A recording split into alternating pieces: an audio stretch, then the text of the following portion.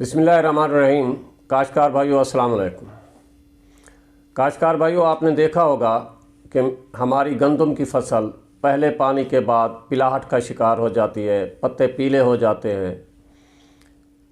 ये पीलापन क्यों आता है, आज हम इस वीडियो क्लिप में आपको इसका जवाब देने की कोशिश करेंगे।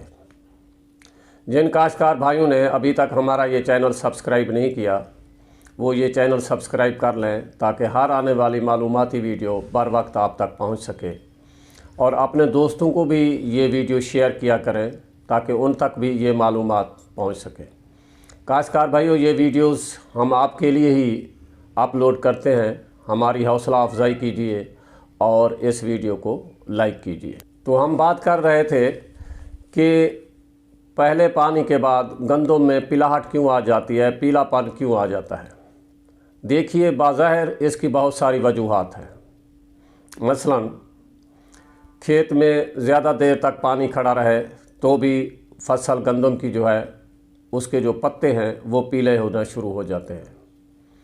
इसी तरह अगर फास्फोरसी खादों की कमी हो तो भी फसल मुतासर होती है, पीलेपन का शिकार होती है।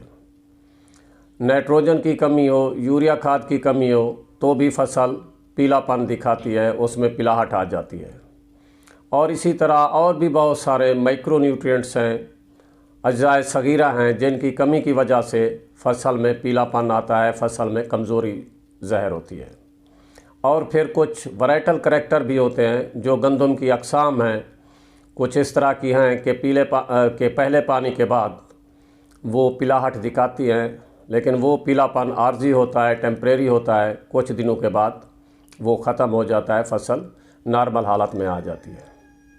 काश्तकार भाइयों, जहाँ पे हमने फास्फोरसी खादें यानी DAP, नाइट्रोफास और इसी तरह नाइट्रोजनी खादें यानी यूरिया, अमोनियम सल्फेट या अमोनियम नाइट्रेट भी पूरी मिकदार में देते हैं, लेकिन फिर भी हमारी फसल जो है वो पिलाहट दिखाती है, पीलेपन का शिकार हो जाती है।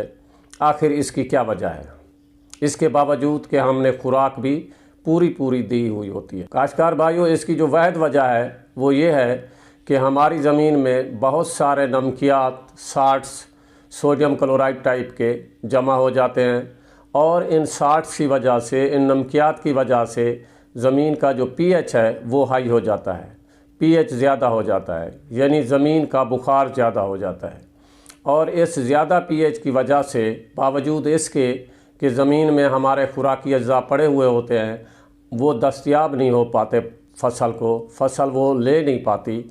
ज़्यादा pH, जितना ज़्यादा pH होगा उतना ही हमारी फसल मुतासर होगी, वो खुराकी अज्जा नहीं ले पाए। काश्तकार भाइयों, अब ये pH को कम किस तरह किया जा सकता है ताकि हमारी फसल जो है वो ज़मीन में मौजूद खुराकी अज्जा ले सके। वो वाहिद सॉइल कंडीशनर सल्फ़र है।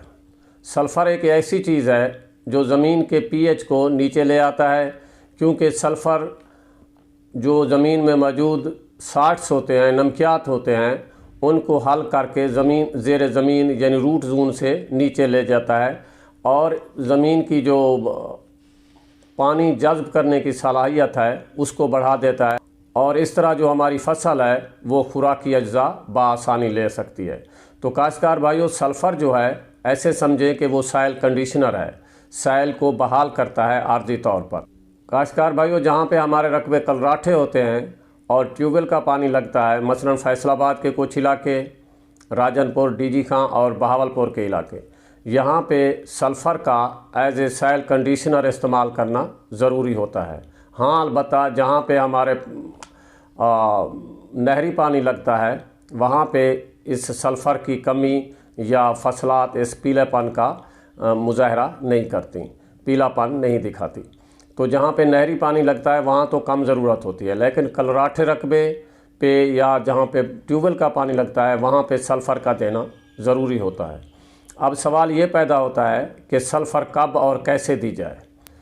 अच्छी बात तो ये है कि जब हम फसल की बुआई कर रहे हों तो DAP के साथ सल्फ़र का भी छट्टा कर देना चाहिए, और उस वक्त हमें एलिमेंटल सल्फ़र जो है वो 10 किलोग्राम फ़ी एकड़ देनी चाहिए। अगर उस वक्त आप नहीं दे सके तो पहली आपाशी के साथ या दूसरी आपाशी के साथ DF सल्फ़र 2 किलोग्राम फ़ी एकड़ के हिसाब से फ्लड कर दें। ये फौरी तौर पर अमल करेगी और हमारी फसल को बहाल कर देगी, पीलापन ख़त्म हो जाएगा और फसल हमारी अपनी बढ़ोतरी की तरफ रवां-दवां हो जाएगी। तो काश्तकार भाइयों, ये बातें आपसे डिस्कस करनी थी, आपको बतानी थी कि सल्फ़र हमारी उन ज़मीनों के लिए जहाँ पे नहरी पानी नहीं है, ट्यूबवेल का पानी है, रकबे कलराठे हैं, वहाँ इसका देना ज़रूरी है ताकि हमारी फसल पीलेपन का शिकार ना हो और अपनी बढ़ोतरी जारी रख सके। काश्तकार भाइयों, इन अल्फाज के साथ इजाज़त चाहूँगा कि अल्लाह ताला आपको अपनी हिफ्ज़ व अमान में रखे।